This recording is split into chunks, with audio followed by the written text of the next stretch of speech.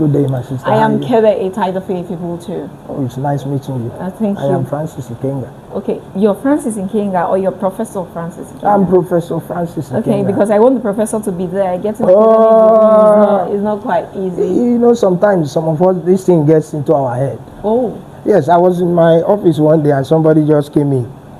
A very big man. And my boys were in the office, my students. And the man just said, oh, I'm sorry. I'm asking after Francis Ikenga. The way the student reacted, no, it's not Francis Ikenga. I told them, I said, calm down. I was Francis Ikenga before I became a professor. Okay. You know, so the man was, you know, he was touched. That I said, well, I don't carry title on my head. Sometimes I even forget to tell people I'm Francis. If I even write my name, I'll write PhD. I will not write professor. Oh. You know. So I just see it as a privilege. Sometimes there are places you go to, yes, I'm a professor. But there are places you go to and people don't know that you're a professor. So they address you. And once they address you, oh, you don't need to get angry. Okay, I think you have a simple personality. That's why. Now, I saw a video recent time when students were very happy around you. Okay. They actually were gifting you things and you least expected it. If you were a woman, you would have cried. But because you're a man, you have these strong emotions and you're able to control yourself. So tell me, how did you get yourself in that atmosphere? Well, you know, this job, we have a lot of students around us. And the way you treat them matters. The way we treat them matters. You know, I'm always guided by this principle in the Bible that it's a golden rule. What you want others to do to you, you do it unto another person. So that's just what I do. So if I have a class with them, I make sure that I keep to the time. And then when they come, I advise them. I take them as my kid because I have grown-up kids. One of my kids is about 20 now. So I take them as my kid. So I advise them. I use even the word of God to instruct them. You know, so maybe some of these things, you know, they like them. I even told them, I said, well, if you look at, lecturers will not tell you this, but I'm just seeing you as my own. How I want to treat my kids, I will treat you people. That's why I give you this thing. You know, then my doors are always open. They are always open. I don't close my door to the students. Any student that is feeling heavy, have a burden, they come to this office. It looks as if, oh, you know, they will just upload whatever they have on them.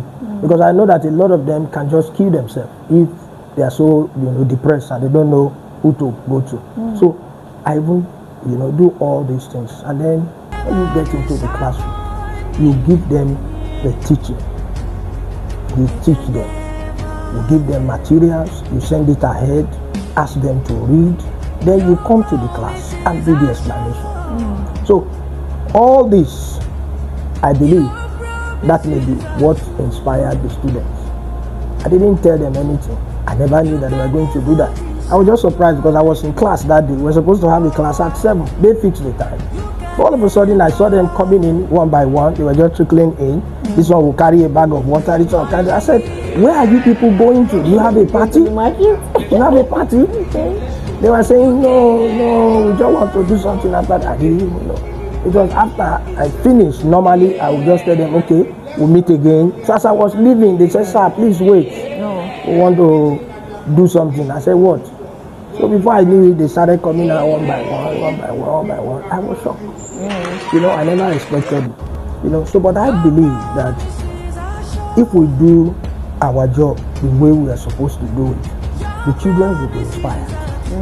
You know, because personally, a lecturer inspired me. I was a student here. I came in 1992. I left again and came back 1994, 1995 session. You know, but the way the lecturers here is late now, or Aga then. The way the lecturers here will treat you, you know, they will talk to you, they will advise you. I just picked that. So the moment I got a job, you know, I took it in. Now, when I went to the University of Nigeria, the man told me, he said, since you are going out to a bigger university, he said you will see the difference between that university and what we do here. And I just felt that, oh, the universities are same. So only for me to get to that place, I discovered that even as a postgraduate student, I don't have the opportunity of talking to my HOD. You cannot even enter the corridor of your HOD's office. You have to stay outside. So on one occasion, I got angry. I said, but I'm a postgraduate student, for Christ's sake. You cannot keep me here. I want to see HOD. You cannot. I said, you don't do that in Delta State University, where I came from. Because there, you have access to the HOD. You have access to the lecturer. Why are you shielding the man? The man will not even come to address you. He has given instruction that you should not be there. You know, so I felt that all these things, I did my program here, my PhD program. And you won't believe it took me 12 years in my own department with the lecturer that I know, that I respect and bow down to. God have mercy on me. 12. I did 3 in University of Nigeria before I came here. Then 12 here. But by the time I became HOD, I just told God, I said, God, I wouldn't want this to get into my head. Because, you know, we have a way of transferring. That's true, you know, because there must be a payback. Yes, there must be a payback. So I said, God, I wouldn't want that. By the time I became HOD, I said, okay, you know, all my MS students, they are free, you can For talk the 12 years, is it that you were not serious or focused as a student? They are serious. They are serious, but it's just that, you know, when some of us want to do evil, we don't look back. You can imagine you being my supervisor. I've given you my work, you read it, you made corrections, and then you asked me to go and sit for defense. Then at the defense, after my presentation, they will not turn to you and say, Prof, your boy has spoken, what do you think? And you will say, oh, the recommendations are not good. What do you think will happen? Step it down. That's it. That's a big You know, but you know, God just gave me that strength. Each time you go, they will do the same thing. You repeat, you go. Like this, my sister was just saying it now. I did everything. I repeated everything, including proposal. My God. I think this is getting hot. You know proposal, when you say proposal is 1, 2, 3. I did proposal. This is what I want to do. It's just for you to correct it. Okay, do it like this, and go. But that same proposal, I failed it. So you see, so some of these things, you know, could push one to the extreme. And I believe maybe, you know, some of us here, these are the things that are giving us stress. Okay, a lot of persons will say students are reckless with their behavior. And we have different students with different personalities. Good. So how do you manage the different personalities? Because some are morally right, they are up to standard, while some are struggling in between being morally sound and not morally sound. And some are not even at the middle at all. Yes. So how do you manage the not affecting your relationship with others? Discipline. Discipline. And as I said before, you must take them as your own. You must take them as your own. You know, students come to us, they will tell you, we're male lecturers, they will come to you and tell you, I will give you anything. Just ask anything. A blank check? Yes, a blank check. So, for those of us who are not morally sound, who are not disciplined, you want to go for the lady, not money. But for us, if people like that come, it's an opportunity for you to advise them. Are you a pastor? No, I'm not. Are you a deacon? I'm not. An elder? No. Where did you find your faith? Well, we are all sons and daughters of God. That means you must be a strong believer. Yes. It's not that, that's why I tell people that I'm the greatest of all the sinners. I don't see myself as righteous. But I just try, you know, within the capacity that God has given me. I kept asking Him, give me your spirit that I may not offend you. That is it. Like you see these blinds now, they don't come down. You see this curtain, they are not closed except I'm going home. Because when you close them, there's a need for you to be tempted. You know? Yes, that's it. You know, when girls come in like this. Is that why you opened the door when we came in? No, not that. Not that. It's just because of the atmosphere. You know, so but when you close the door like that, so many of them come with different things. Personally, like I will advise my daughter in the house. If my daughter dresses up and then she's not putting on a bra and she's going out, I will tell her, no, don't go out like that. If I see a student in the hall, in my office, without wearing a bra, I will send the student outside. So they know me. They know me. If you come to the class and you're not properly dressed, you don't wear armless to the class, I will tell you, no, it's not acceptable. This is not a party. It's a class. So they know that this person is like this. So you don't compromise. You must remain the same. And that is that because of God's grace. Not that because we have done anything. So one had to keep it up. Have you ever been in a situation where you regretted being close to a particular student? No, I'm not sure. Because like I told you, I take them as my kids. They come with all manner of behavior. So you just absorb that? You just absorb them. Because that's what you do to your kid. You won't drive your kid away. Neither will you kill your kid. You only do the advising. You just advise. You call him, you talk to the person. And then if the person will take, fine. Like I always tell them, once you leave this place, you are going to the outside world. And you can be tested at any time. You can just move out now. Somebody will meet you, say, oh, you finished from post-science. We are discussing this issue. Can you just help us? I said, are you going to run away? You won't run away. You will have to provide an answer. That's true. You know, so that's it. So we must see them as our own first. And then when you see them as your own, do unto them what you want to do unto yourself. So if you see it like that, you won't want to hurt them. But you want to take care of them, carry them like eggs. As a teacher, do you have any regrets? No regrets. I enjoy it. Wow. Yes, it's an opportunity for me, like you asked me now if I'm a pastor. It's an opportunity for me to minister. I don't carry Bible. I think you're going to have the calling of God very soon. Maybe in your office, God will just call you. Maybe old. God will just call you and say... Old. No, I had that before. Okay. I had that before. Because I'm a Catholic. I'm a Catholic.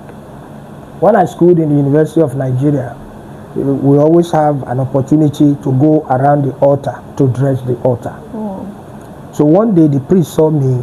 I was putting on a kaftan, white kaftan. The priest just called me. He said, the way I looked at you, priesthood, you will be good as a priest. So I said to him, I said, sir, I'm not sure that I want to go that way. He said, why? I said, because I want to get married. So immediately I said that. He said, since you have that at the back of your mind, then priesthood will not be a place. Otherwise, if you go there, you will not, be a good priest. So I said, okay. So, but outside, you're either a priest or you are a lay person. That's true. So as a lay person, I try to do my own. Even in my house, I address my students, my children. I try as much as I can, to teach them the word of God. Wake up in the morning, we say our prayer, we read the word of God, they ask questions, I give them answers. But when you see them now, they are mixed with other students. So when they come with different behavior, you absorb it. And then you try to educate them. So these are the things that I feel that... You had a very tough experience when you were getting your postgraduate degree, the PhD. Yes. Now, this experience that you had, what are your advice for lecturers out there that want to make the university system look so difficult for students? They try to prove a point by saying when it's very rosy, the students will not value it. But when it's difficult, they tend to value it. Oh, no, that's I believe that for all of us who are lecturers, the advice for them is that we should not look at that. Shouldn't look at that. You see, because if something has happened to you, you don't know where you are going to meet these students tomorrow. That's true. You don't know. As I'm here now, I've lectured Agofere, D. Agofere. I've lectured Ejele, D. Ejele. I've lectured Ayeri. Yes. As an undergraduate student, weekend degree. Very many of them. So when you leave this environment, you don't know where you're going to meet them. So you don't treat them anyhow. Because whether we like it or not, if you treat them anyhow, by the time you meet them outside, you may need their assistance. That's true. So they just look at you and say, oh, not be that bad lecturer, I beg, forget. But there are some of them that when you leave the environment and maybe you have an issue with your vehicle, you just buy your car, you just see them parking. What happens, sir? What happens, sir? They are ready to jack your car, in their state. Not minding, they just say, oh, this is my lecturer.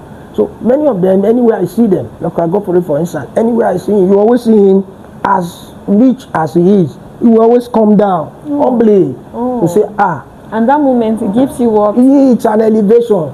People around you will just be surprised that, I got to his park one day and he came out to greet me. And people were like, what? He was like, I said, this is my lecturer. that you just be surprised that, you know, so these are the things we enjoy as lecturers. So it's not good for us to lose it. Not good for us to lose it. Because the moment we treat these students wrongly, we have lost it. When it's time for them to assist us outside, it becomes a problem. You know? And then when somebody, you know, just throw a question at them, do you know this person? They will just run the person down immediately. If I'm in that position, I'll do the same. Yes, you just run it down. In less than 2 minutes. You just destroy the whole person. Just like if you ask any of my students anywhere now, do you know Professor Ikenga? The only thing they will say is that that man, they disciplinarian, they do like this, they will always tell you this, you know. And to them, they don't see it as a bad But the reports I got about you was not a bad one. The essence of this interview is when I saw that video on social media, I wanted to know who's lecturer, who is this lecturer? And I saw DELSU lecturer. I said, oh, DELSU lecturer, there's somebody like this in this space. There are many of us like that. And I called somebody, and the person said, that's my lecturer. He's a very wonderful person. There was one that gave me the number. I said, oh, so this man, everybody attested. So that's why I said, we must see you today. I want to see what this person is made of. And I'm so happy for the kind of person that you are. It's God. I want to also appreciate God for your life and all those lecturers who are on the same page as you. Yeah, but have not been, you know, noticed. They have not been noticed. They have not been noticed. I just pray that God give us the privilege to meet them and also do something like this for them. I want to ask a question before we go finally. Now, on that day, just use a word. How did you feel? Just a word. My sister, I won't tell you a lie. There is no word that I use to quantify or qualify my feelings that day. Because I least expected it. I say, assuming you were a woman, you would have cried. No, I would have. I cried.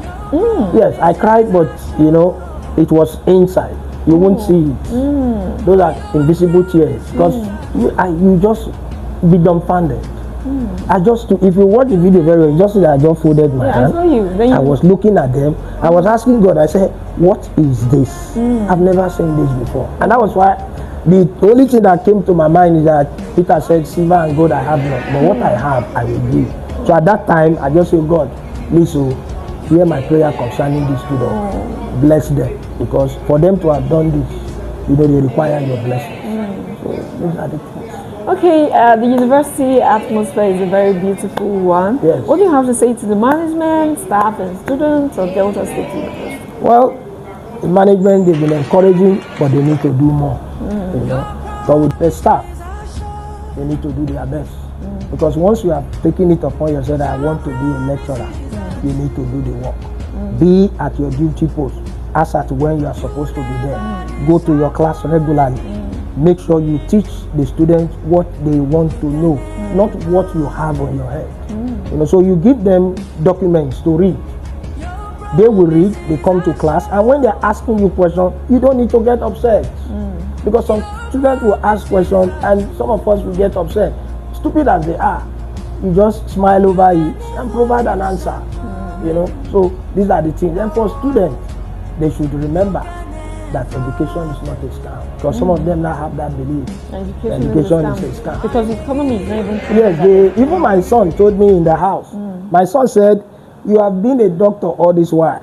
Now you are a professor. You cannot even boast of 1 million naira. That's a big one. Yes, that's a big one. That those who don't go to school, he read some books, he started naming and giving me different names, Mark Zuckerberg, this one, that one. He was able to own this, he was able to own this, but didn't get to school. So I told him, I said, my friend, those people you are calling, the environment in which they operate is not the same as our own. The environment in the West is not hostile the way it is to ours. If you go there to school, for instance, if you are schooling there, you are sure of getting internet 24 hours. You are sure of getting books in the library. Here you don't do that. You don't get these things. You are sure of getting transportation cheap.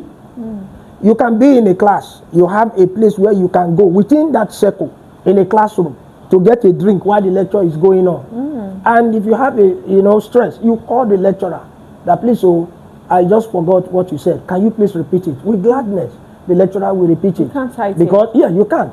You can't try it.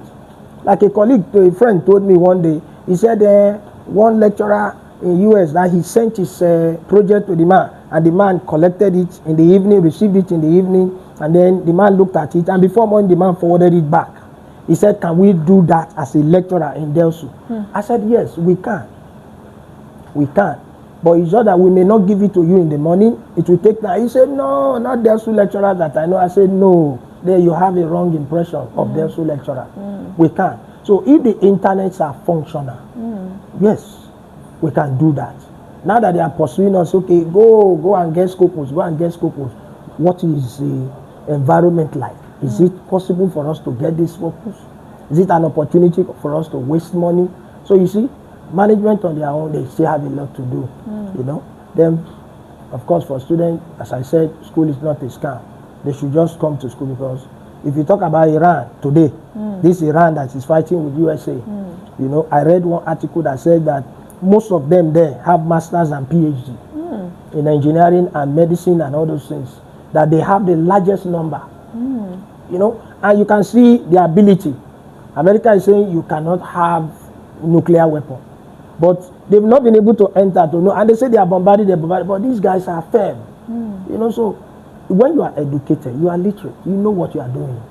No matter, like I just told you, no matter where you enter into, that respect is there. That's true. That respect is there. That's true. So anytime I remember that day I met with a girlfriend, I will say to myself, oh, it's good to be a lecturer.